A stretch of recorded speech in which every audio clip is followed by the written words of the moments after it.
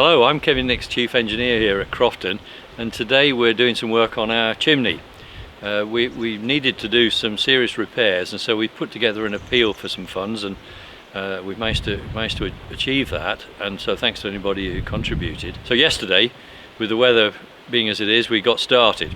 And so over here you can just about make out two access platforms which allow us to get right to the top of the chimney and do the work, which is split into two halves really. We've got one part which is about repairing the brickwork, and the other part which is about improving the lightning conductor.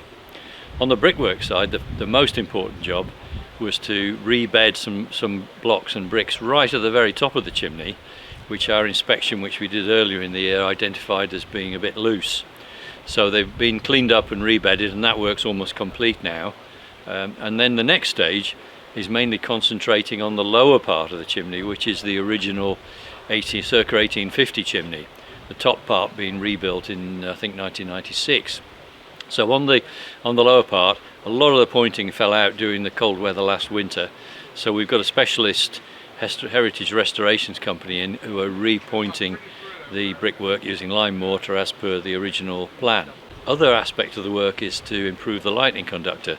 There was a lightning conductor installed. I guess it must have been installed in '96 when the chimney was rebuilt, but that didn't meet the standards on resistivity.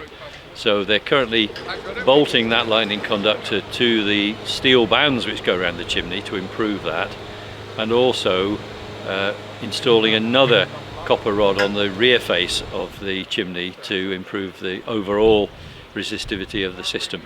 So work progressing so far very well, 2 days in.